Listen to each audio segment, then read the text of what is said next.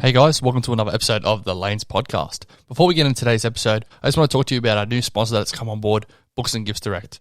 Books and Gifts Direct is Australia's largest direct seller of books and gifts. They sell their products from lunchrooms and reception desks and are in more than 25,000 workplaces across Australia.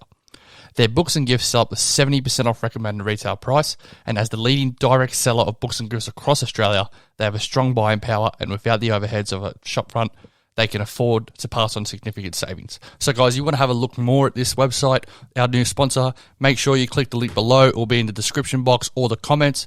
But most importantly, let's get into the show. All right, we're back for another episode of the Lanes Podcast. Today's episode, I'm going to be doing NBA Power Rankings as it stands on Monday, the 6th of September. I'll talk a little bit more about it. I'm not going to do all 30 teams in one episode. I'm going to break them down into 3 episodes. So without further ado, let's not waste any more time. Let's get into the show. Welcome to another episode of the Lanes Podcast.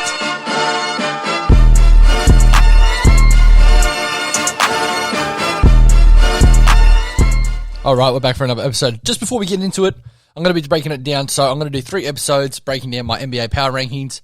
The first teams I'm going to do is number 30 to 20, and then second episode 20 to 10, and then the rest of that would be 10 to 1 on the third episode. So just a quick update on the NBA. The date I'm doing this on is obviously Monday, the 6th of September. I'm recording this podcast. So the latest big move that's just made is DeAndre Jordan going to the LA Lakers via buyout and a trade from the Detroit Pistons. If you want to check out a little bit more about that episode, just go to the most previous episode on the Lanes Podcast right now. You'll be able to look that. You'll be able to see my opinions on that. It's a pretty interesting take for me because I actually talk a little bit more about the Rondo move and how that's more effective than the DeAndre Jordan move, and then talking about LA and Brooklyn just as a whole. It's actually a little interesting podcast if you ask me, but I'm here to talk about the power rankings. So just before we go into it, I actually like talking about teams that aren't as great.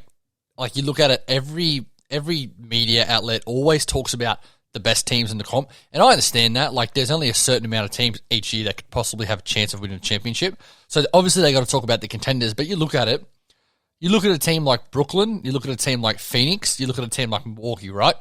All 3 of those teams 5 years ago are all in positions where these dormant teams are now, right? In a rebuilding phase, trying to get better and better. And now you look at them, they're some of the most contending teams in the NBA every couple of years now. Phoenix is new, but they'll be a contender for many years to come, if you ask me. So now, I actually like talking about these teams because these teams in probably 5 years' time will probably be most of the contenders we're talking about in 5 years' time in the NBA. So first thing we're going to talk about, 30th ranking for me, and it was actually hard to see who's the worst team in the NBA for me because there's some dormant teams that I just think are terrible. But if you look at just roster-wise, right now, the Oklahoma City Thunder coming at 30th for me. They are in a clear and distinct rebuild, and I love it. I actually love what they're doing.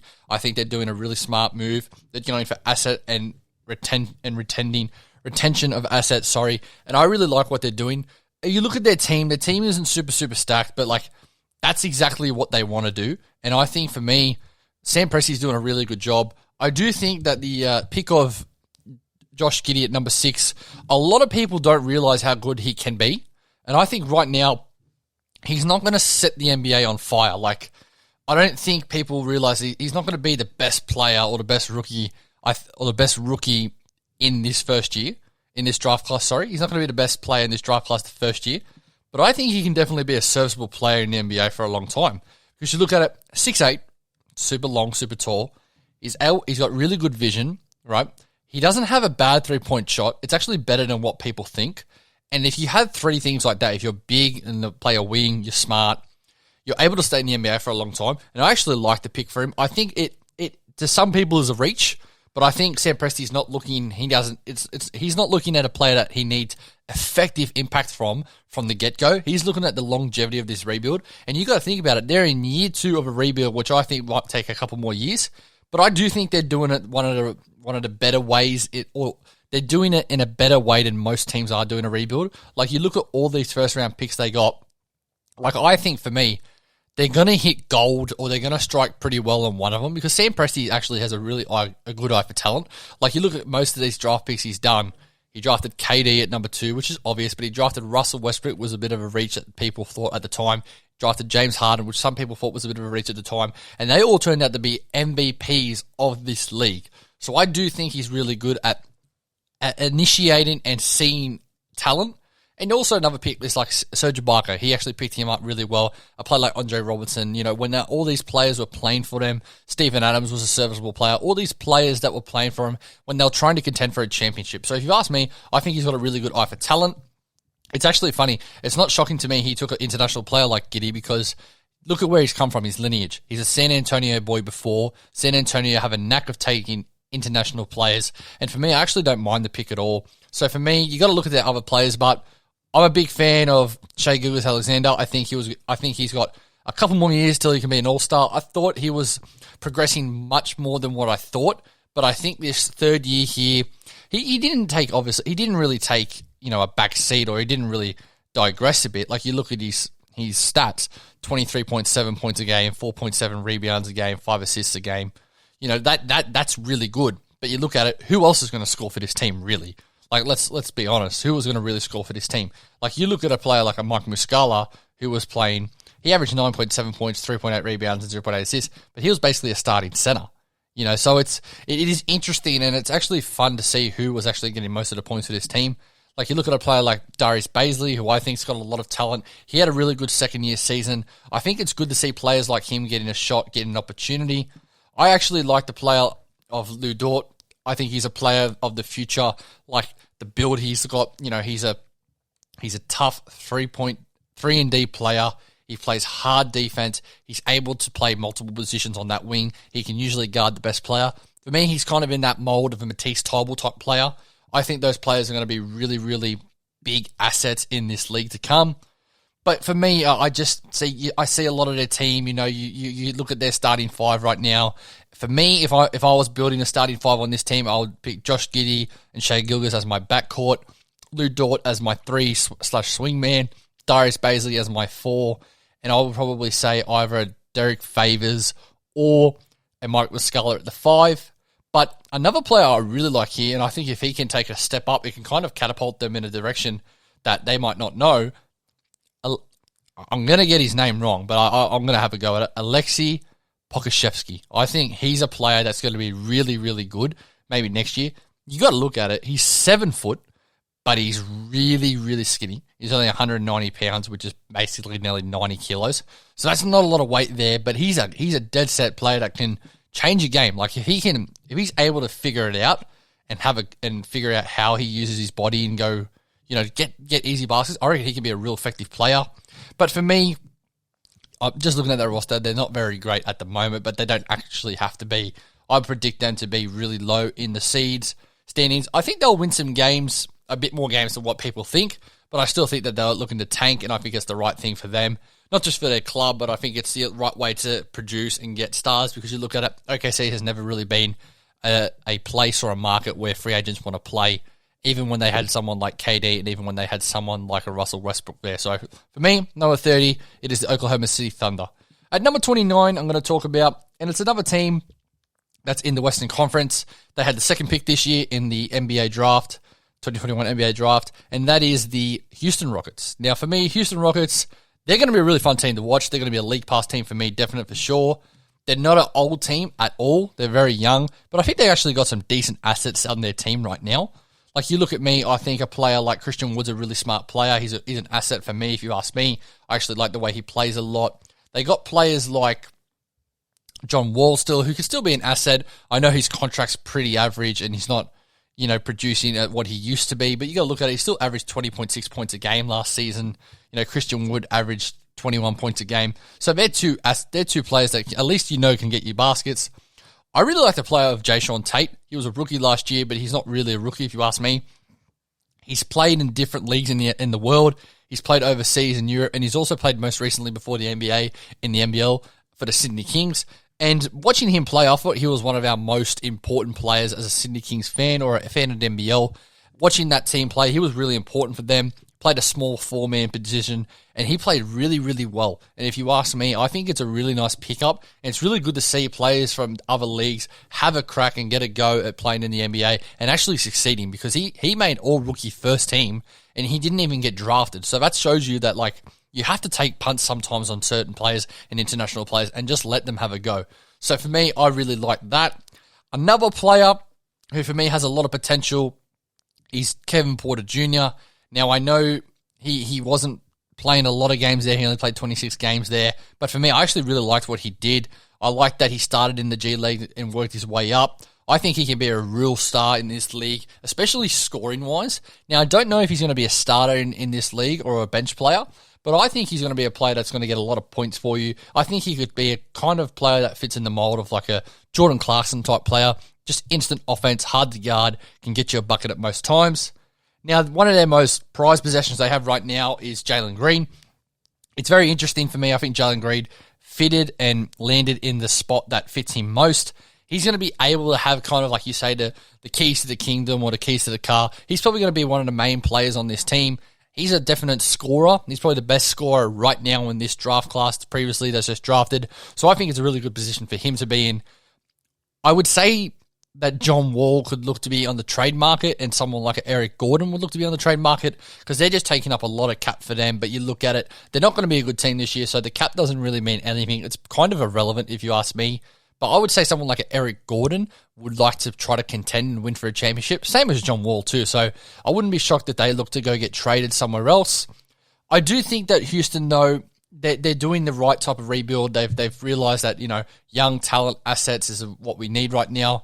I do believe that Christian Wood is in that part where he's not super duper old, right? He's not old by any means, but he's about 25, 26, right? And this is where he's starting to enter his peak. And for me, if you're starting to enter your peak, you want to be in a team that's starting to be in that mid-level to high level. And I think that he could look to be a trade asset, actually, if you ask me, just by talking about him. Because if he gets to like a really high level and be a sub-all-star, sell him while he's high. If you're Houston, try to get more assets. And for me, I think that's a smarter move to do. Now, he might not get traded. They might look to say, look, we want to keep him. We want to keep him and Jalen Green and pair them up for the future. And they can kind of be a guard, big type of combo. But for me, I would say number 29 for them is pretty accurate. So for me, I'm going to move on now. Number 28, it's interesting. I would say right now, the Orlando Magic is the third worst team in the NBA. But for me, I actually like a little bit of the things they're doing. I think they realize that, you know what? What's the point in coming 7, 8, 9, 10 in that range? What's the point in being a team that just wants to be in the play-in for the whole time of our existence? Like, we don't want that, so why don't we just blow it up? Why don't we try to rebuild and rebuild the right way? Let's not muck around of this rebuild and let's do it the right way. And I think they started to do that, especially you saw in the trade deadline last season. They traded nearly three of their best players, if you ask me. And I think it was the right thing to do, especially if you want to go in a rebuilding type of direction. Now, for me, they have an abundance of guards, especially point guards, in Cole Anthony. They have Markelle Fultz, who's still coming off injury. They have Michael Carter-Williams still, who's probably a guard right now. And then most notably, they've drafted Jalen Suggs. I do know that they like to play a lot of, those players. And you look at it, RJ Hampton was a point guard coming in too this season. And he struggled a bit with the fit because it was in a team like Denver. And usually a player like him would go to a team where he can get actually minutes and play. And I think he's in a right position now, RJ, to be playing in a team that's rebuilding. But if you ask me, I don't think that they're going to keep all of those point guards. I think you can flip one of them for maybe a strong power forward or a four-man, depending on who you play. Like, you look at their starting lineup now.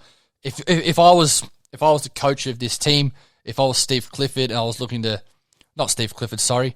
I forget who their coach is off the top of my head. But yeah, anyway, you get the point. If I was the starting five of the Orlando Magic, I would start, at the moment, I'd start Cole Anthony, just based on the fact that I know what I'm going to get for him. He's a threat on the floor on the offensive end. He might not be the greatest for, scoring and this and that, but I still don't mind him right now. I wouldn't start someone like a Markelle Fultz because he's still coming off injury. Jalen Suggs would be very tempting to start, don't get me wrong, but you look at it, you could probably start him at the two-man position, and that's probably what I would do. I'd probably start Jalen Suggs at the two. So it doesn't really matter to me who you'd have bringing the ball up. You can have a Jalen Suggs, you can have a Cole Anthony. Sometimes Cole Anthony can get into that mode where he's just a scorer. So for me, that's not too bad there. If I was to take a three-man, a swing-man, a wing, it's very interesting because I could go someone like a Jonathan Isaac, and I know that what I'll get from him is elite defense. But then I could say I can push him to the four-man position and maybe play a player like Terrence Ross. Now, if I was coaching, I would probably do that. I'd start Terrence Ross at the 3, and then Jonathan Isaac at the 4, and then at the 5-man position, I would start a player like Wendell Carter Jr. Now, they do still have Mo Bamba there, who I don't know how long he has in Orlando. I think his time is a little bit overdue, if you ask me, in Orlando. I think a change of scenery would be good for him. I think that they thought that he could have been a real asset to this team, but it was interesting. Why draft a player that's in the position of your best player back then? And that was Nikola Vucevic. He was their best player by far. So why draft a player in his position? It didn't really make sense. And you look back at that draft, they could have had another player that probably would have been more serviceable for them at that time. But in saying that, they got a lot of moving parts. I do think they'll be interesting. I do think they'll be fun. You know, watching them in the Summer League, I actually liked and enjoyed to watch them. I liked watching Jalen Suggs play with Cole Anthony and RJ. I thought that was a real young, vibrant excitement. And I think if you're an Orlando fan, you're not going to be great. You're not going to be great, and that's fine. I could be wrong, but I doubt it because they don't really have a lot of veteran presence there too, and you need to have a little bit of veteran presence to be a good team. But for me, I would say right now, they're in the right direction. I definitely think they're in the right direction. They do probably have to trade one of those guards. I don't think you can start all those guards at the same time. But I would say right now, they're in the right direction. They're in a better direction than what they were 3 months ago, 6 months ago. Now we're going to talk about the 2017 for me, and that is the Sacramento Kings. As we all know, I am not high on Sacramento at all. I don't like the direction they're heading in. They're another team that's they say they're real bidding, and this year will be our year, every year. No, it's false. It's bullshit for me. I don't like it. They're not that good, and I get they're in a rebuilding phase. But if you're in a rebuilding phase and no one wants to come to your team, that is a true statement. Who the hell wants to say, I want to go play in Sacramento? Mate, no one. I reckon one player like Tristan Thompson got drafted to Sacramento, he'd be thinking, out of all places, Sacramento, that's where I got to go play basketball at. Like, geez, you'd be really thinking hard about asking for a trade, or just buy me out and I'll go play somewhere else. But you look at their team, they actually don't have bad players. They actually have some decent players on this team. And that's the most troubling part for me. They could be good, but I don't think they are. And their starting 5, if you ask me, I would be going Darren Fox, Tyrese Halliburton. I'd be starting youth. Youth is where you need to go. Then you'd obviously have Marvin Bagley at the 4 or the 5-man position. I'd probably start him at the 4 with Rashawn Holmes at the 5 and someone like a Harrison Barnes at the 3. It's not a bad starting 5. Don't get me wrong. It's not a bad starting 5, but it's not beating more teams than it's losing to. I absolutely agree on that statement. I think someone like a Buddy Hield, get him out of there, get him out of Sacramento. Doesn't need to be there. Doesn't get along with Luke Walton. I guarantee he will get traded this season. Not a question for me. I also guarantee Marvin Bagley will get traded unless he goes on a tear to start and we really see the potential of what people thought. But yeah, I'm not a big fan on this team. Davion Mitchell, in one of the previous podcasts, I said he was a wing. I was false. I got pulled up by one of my fans. You know who you are. He's a point guard. Now, I like the pick. He's a good player. But you have De'Aaron Fox. Why do you need another point guard? Please tell me that. Why do you need another point guard? You know, the previous year, you drafted a player like Kyle Guy. He's 6'1". He's a point guard. You know, like you got all these point guards. You can't play them all. Now, one player I actually didn't mind watching, but I think he's got a bit of a temper problem at the moment, just by watching it, and I could be wrong, and that's Chimezie Metu. I actually watched him in the Olympics. He actually was going pretty well, but I just don't know at the moment what he's going to fit like. But for me, I don't like the build of this Sacramento team. They've got someone like Harrison Barnes who can go be serviceable somewhere else, Buddy Hield who can go be serviceable somewhere else. To me, they're kind of like the West Tigers of the NRL equivalent. A lot of people expect them to take that jump, but if you don't have a good roster, you're not going to be that good, full stop. You just can't be. Don't expect, you know, I'm trying to find an analogy here on the tip of my tongue, but don't expect to be an athlete when all you're eating is McDonald's. Don't expect to be getting the most peak performance out of a team. Like for me, they're not going to be good. Just do something. Do something. If you're going to blow it up, blow it up. Or if you're going to go in, go in. Like, why don't they look to go get Ben Simmons? Go get him. Like, Marvin Bagley, Harrison Barnes, Buddy Hield. Throw Philadelphia those players for Ben Simmons. At least now you'll have some player of some importance. him and De'Aaron Fox, you can maybe push De'Aaron Fox to a 2 or just do something for goodness sakes. So for me, I don't like talking about them. They get me annoyed, as you can see. For me, number 27 is the Sacramento Kings. Number 26 we're going to talk about here, and that is the Cleveland Cavaliers. Another team that's a bit interesting for me. I'm not too sure what they're doing. And the way I say that, this league is going small. They're going big with all these people they've got. Now, for me, a lot of people do not understand.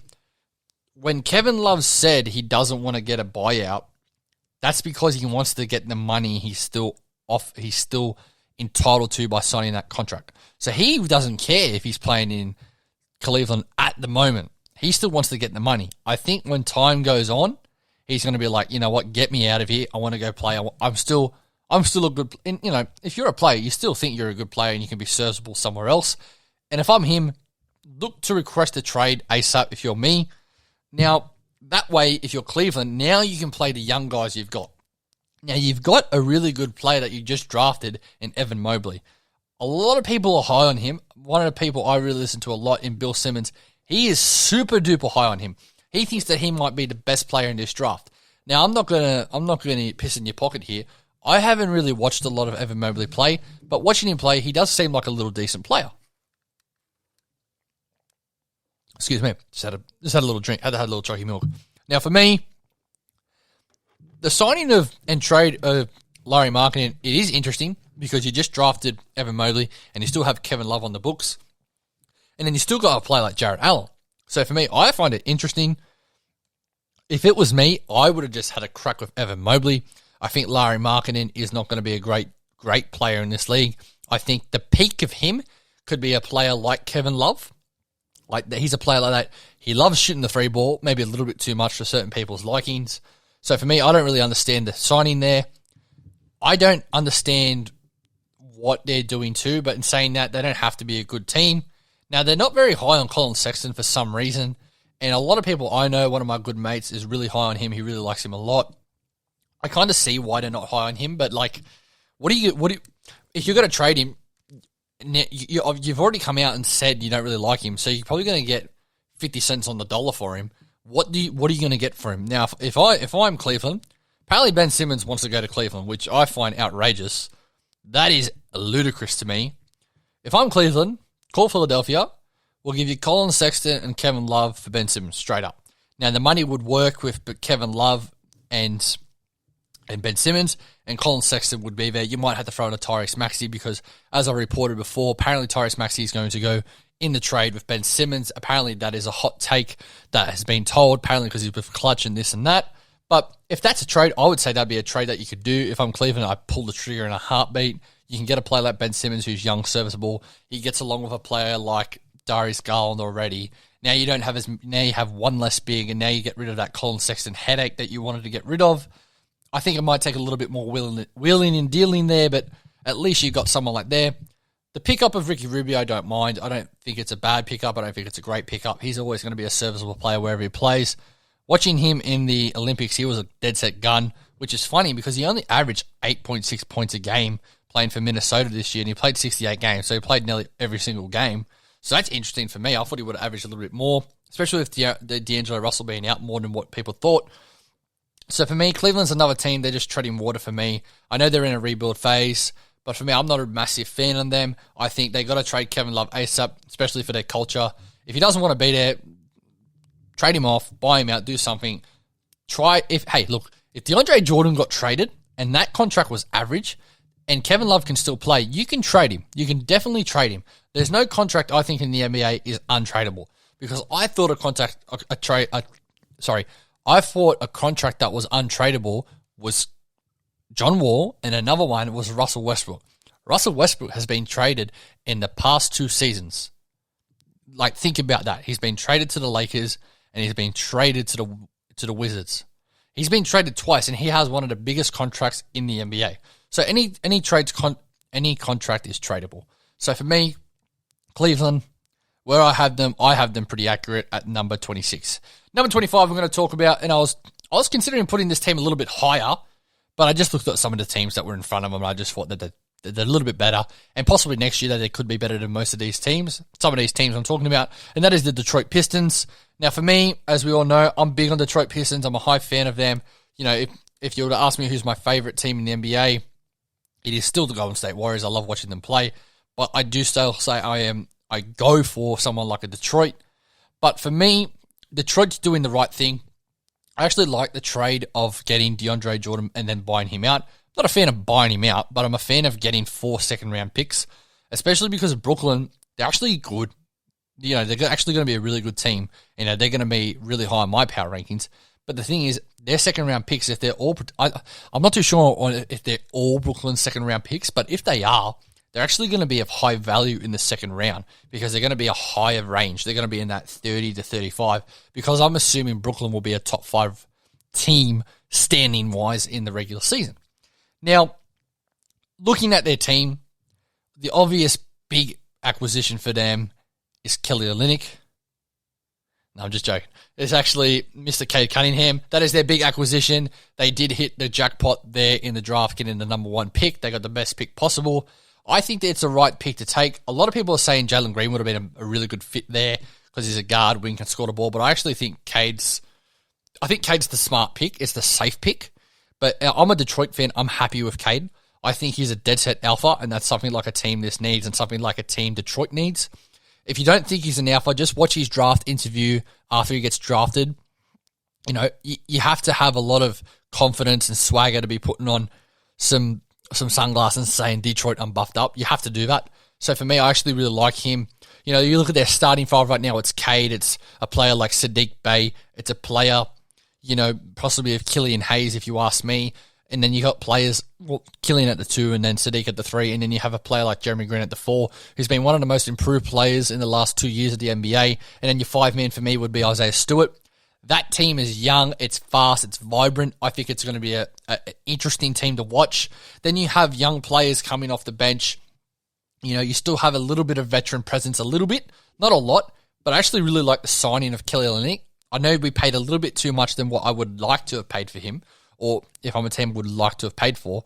But you look at it, who we really paying on this team, it's basically Jeremy Green, and that's it. So you don't mind giving him a little bit of money. I think he's a new age big man. You know, you look at it 5 years ago, Jaleel Okafor or Kelly Olynyk, who would you say would have a longer and sustainable career? You would definitely say Jaleel Okafor. It's just shown you how much times have changed. And speaking to one of my mates at the show, Coach, he said, mate, Jaleel Okafor, if he was in the NBA 20 years ago, probably a top 10 player in the NBA. Because as we all know, big man's league back then, or in the 70s or 80s. So for me, I think that a player like Kelly Olynyk is good for them. It will actually make a player like Isaiah Stewart maybe learn to play and have a little bit more of that off-ball. I mean, maybe learn how to play that three-point. Sorry, maybe learn how to shoot a little bit more. Maybe learn how to use his body. Maybe be a little bit smarter. I do like how they're going to start most likely Killian Hayes and Cade Cunningham. I think this is going to be one of the make-or-break years for a player like Killian Hayes. You know, he only averaged 6.8 points, 2.7 rebounds, and 5.3 assists. It's interesting because you probably would have thought last year he would have been the keys to the city. He would have had the point guard role, and now they've got to play like Cade. You have to take Cade. You had to take Cade for me. So I think it's a make-or-break year for someone like Sadiq Bey.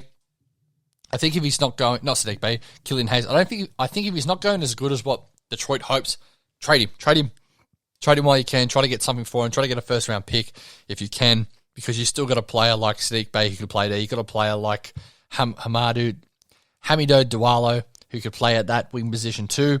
One player I'm super high on right now, and I don't know how good he can be, but I reckon this player, Luka Garza, man, I really, really like him a lot. Like I'm buying his stock right now. If I was a player, if I was someone in the NBA that you could buy, if players had stocks, he's a player that would be cheap as hell, and he's only got room to improve. You know, you put a couple bucks in him, watch him grow. I think he's going to be really, really good. I think he suits this 5-man position.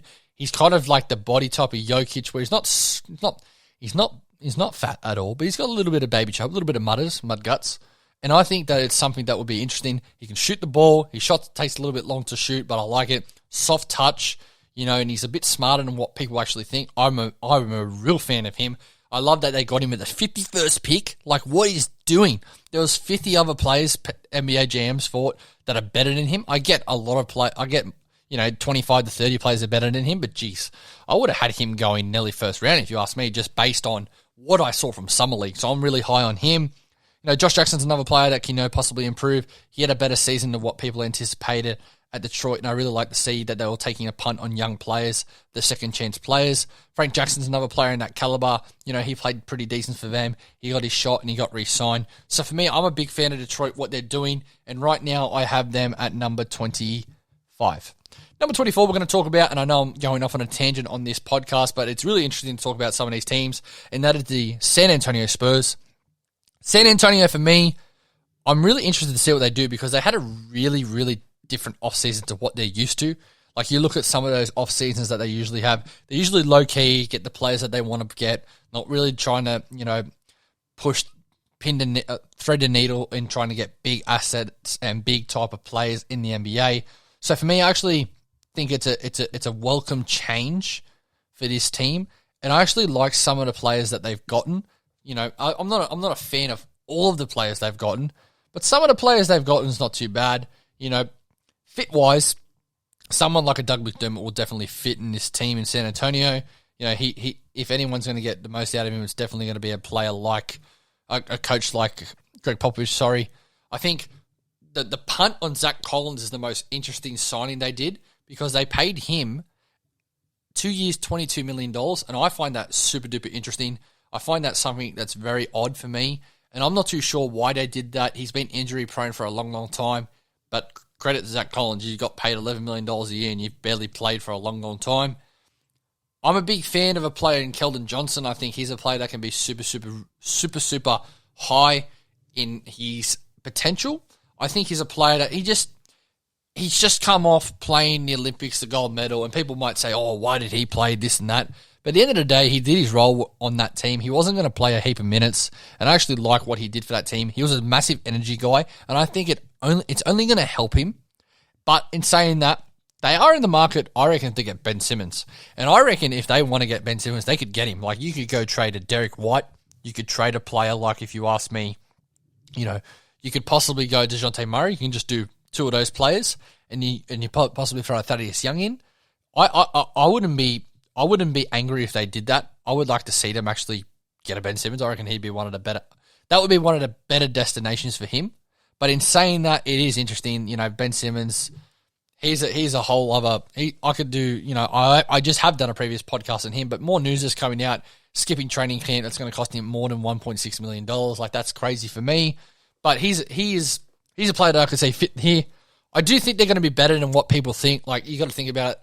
Greg Popovich gets this team they had last year to 9th, 10th position, 11th position. So for me, I think they'll be a better team than what people think, but I don't think they're a great, great team. I think we're really starting to see the rebuild of San Antonio, and it's actually a bit different to what people would think because people thought it was going to come much earlier than what it did, and they've been able to last and be relevant in this league for a long, long time. One thing I just want to talk about, Jock Landale from Australia. I think he's going to be much better than what people think. I really like the fact that they've gotten him, and I think he's going to thrive in the NBA. He can possibly be a 4 or 5-man position, can shoot the ball. He's sneaky, underrated athleticism, and I think he's a really nice player to watch. Number 23 for me, I'm going to talk about is the New Orleans Pelicans. Now, a lot of people might think, really, New Orleans this low? Yes. For me, absolutely this low. I am going to put this out there. Zion Williamson will not be on this team in 3 years' time. I think it is dead set easily done. I think New Orleans is a team that, I hate to say it, but I don't think they're going to be good ever. Sorry, not ever.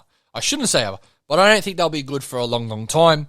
You look at their possible starting five, it is at the point guard, Devontae Graham. And if you ask me who's better, Devontae Graham or Lonzo Ball, pretty obvious choice for me. I'll take Lonzo Ball. I do know that Devontae Graham's probably a better scorer than him, but I don't really care. I like all the stuff that Lonzo Ball does for me on and off the ball. So for me, I would say Devontae Graham would start for them. It is a downgrade at just a baseline level. Their wings, obviously, you would have a player of Brandon Ingram's caliber, and then interesting. I don't know who would be their two-man right now. If I'm looking at the team, you could possibly start a Thomas Satoransky. Josh Hart could be a player that steps into that position.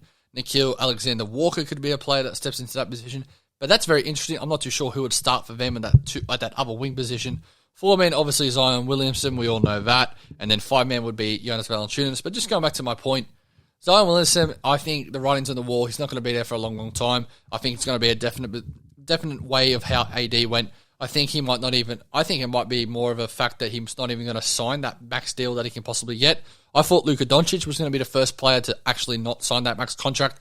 But I think at the end of the day, he realizes that he's in a smart organization. He's in a good place. He's going to be a gun anywhere he goes. And he basically got Dallas, to a point where they nearly made the second round, beating Kawhi and Paul George.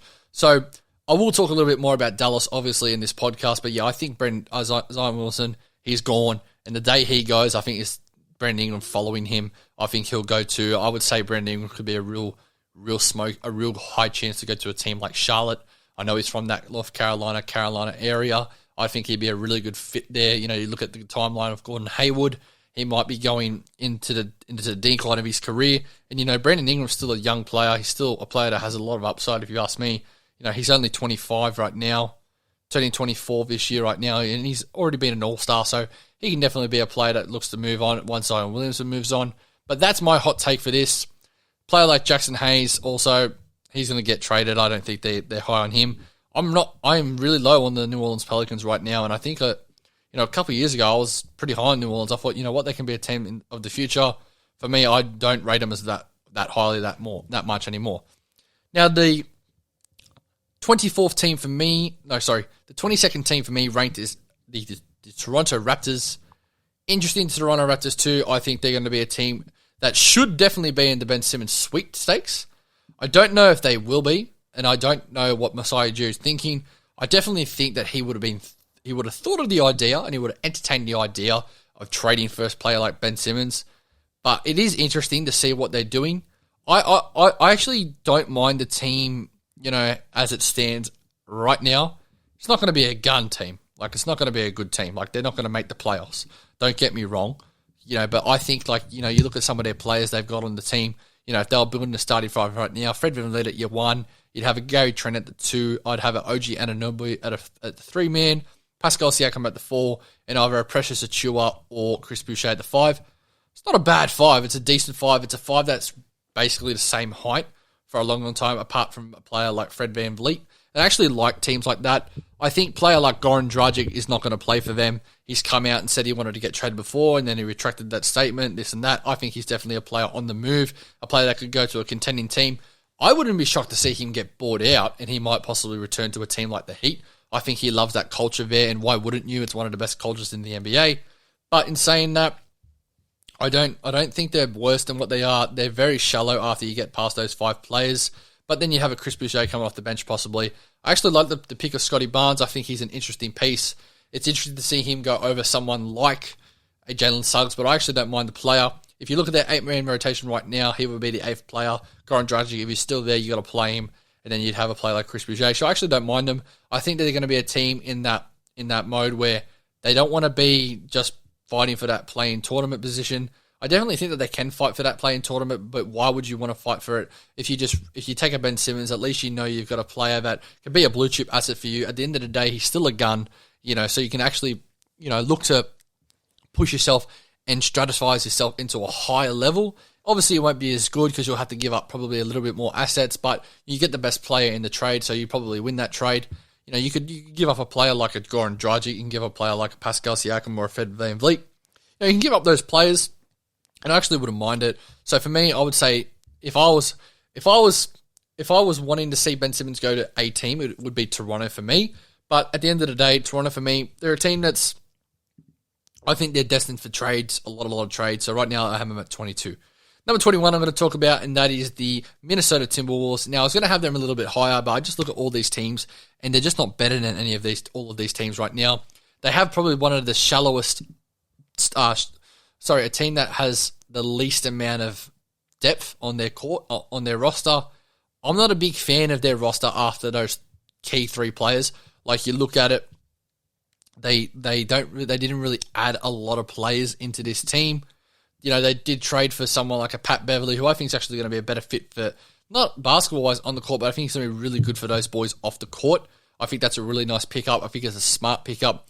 But you look at their team, their starting five would be a D'Angelo Russell. You have a player like, geez, it's hard to pick your two, but probably a Josh Okogie for me, or that's actually easier than what I thought. You'd have a player like Malik Beasley, who just spent time in the clink in jail. He did his time there. That's a crazy story, eh? Him playing the rest of the season and having to go to jail. That is nuts. But yeah, you have those wing players. Anthony Edwards obviously would start for you. Karl Towns obviously would start for you. But you look at it, they don't really have a four-man right now. If you had to start someone, probably be someone like a Naz Reid. So for me, I don't really like them a lot. They're for me a team that's, they still got three players that could definitely be all-stars in the future for me. So I actually don't mind those three players. Apart from that, there's nothing doing there. Ben Simmons has been in rumours to go there, but what are they going to give up for him? Are they going to give up the D'Angelo Russell? Are they going to give up Anthony Edwards?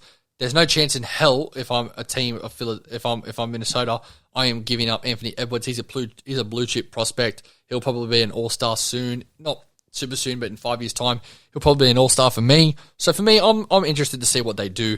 I think it's very, very interesting for me. But yeah, right now I'm at 21. Number 20 for me, it's interesting. It's very, very interesting here because I could have had a lot of different teams here. But right now I'll go with the Washington Wizards. Now a lot of people in particular don't like what they did. They look like they're kind of treading water, and that's absolutely what they're doing, if you ask me. They're trying to be relevant. And the thing is, when you try to be relevant, you're not. It's kind of like when you're trying to be cool or you're trying to be something you're not. You end up being the opposite. You're not trying to be that. It's like someone trying to be, it's like someone putting lifts in their shoes when they're 6 foot and when they're 5'10" and they want to be 6 foot. Like one of my good mates, Marcus Duffy, thinks he's 6 foot. Like he dead set thinks he is 6 foot in his brain, and he is absolutely no taller than 5'10". It is a fact, and that is the definition of a person trying to do something more than not. They're trying to be a little bit more than what they are. So for me, I'm interested to see what they do. Bradley Beal's not going to play for them for a long, long time. You got to trade him. Do the right thing. Do the right thing, Washington. Trade him to somewhere where he wants to go. He's been dying and putting all his blood, sweat, and tears into this team. So for me, trade him. Trade him somewhere where he wants to go. It's interesting right now. If there was a market for Bradley Beal, I don't know where he'd go. For me, I'd have him. Obviously, destination would be a team like Dallas. I think you could really go after him. Dallas would have to give up nearly all of their picks, and I don't think they'd give it. I don't really think they'd care to do that. But for me, you look at the team like a Washington, starting five, you'd have a Spencer Dinwiddie, Bradley Beal. You'd have at the three-man position, either a Denny Avida or a player like. Well, it's interesting. It'd probably be Denny Avida. I'm getting that wrong. I know that. The four-man position's interesting. Would you have a Davis Bertans? Would you have a Kyle Kuzma? Would you have someone like that? Or would you have five? And then the five-man position's interesting too. Their best five, if you ask me, is probably still Montrezl Harrell, but he is usually coming off the bench. Sorry, four-man for me, I'm completely wrong. It's Rui Hachimura, He would be the four-man for me, obviously. I have mixed that up. But the five-man for me, it'd be probably, I reckon they'll start Thomas Bryant and bring Montrezl off the bench. But for me, it's a team that's in a weird direction right now. I'm not a fan. I think they're going to do what like Indiana did a couple of years ago and just get a lot of veterans, a lot of people that have points to prove. Like I think Montrezl Harrell, Kyle Kuzma, and Spencer Dinwiddie all have points to prove, saying that they're still relevant in this league. I know Spencer Dinwiddie is a bit different where he's come off injury, but I'm not a massive fan of this team. I just don't know what their direction is. They've got a heap of bigs. Like you got Davis Bertans, Daniel Gafford, Thomas Bryant, Rui Hachimura, Montrezl Harrell. That's Kyle Kuzma. That's at least 6 key players that's looking to fill 4 spots, in the rotation. You can't play them all. So for me, I reckon they look to be training. I reckon they definitely trade a player like Daniel Gafford or Davis Bertans or someone like Montrezl Harrell. I think someone like a Montrezl Harrell might be a rental here, especially, and also Caldwell Pope. I think that Clutch is going to get them the hell out of there. The only reason they did it is because LeBron wanted Russell Westbrook to come play with him, and at the end of the day, if you can get the better player and the better fit of what you think, go do it 100%. But for me, I could have had them lower. I could have had them higher, but I think right now, number 21 for me is number 20, is the right position for me.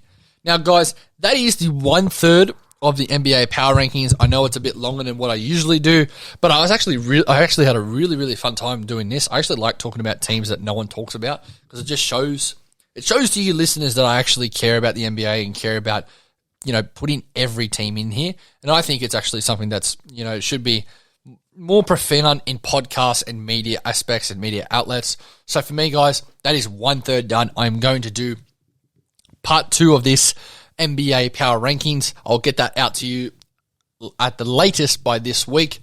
But guys, I do appreciate you guys for listening. Thank you. Make sure you like, share, and subscribe. Make sure you like, share, and subscribe. Hit that thumbs up on anything you've got. Make sure you hit us on Instagram. We are pushing that super, super hard now. I'm trying to get that pushing, but you'll hear all about that later. Obviously, links in the descriptions and stuff like that. But guys, thank you for listening. Thanks for listening, guys, to another episode of the Lanes Podcast. Make sure you like, share, and subscribe all the content. Hit us up on Instagram at LanesMedia_. That's all under capitalized letters. The link will be down below in the description. Thanks for listening, guys, again. Take care. Have a great day. Peace.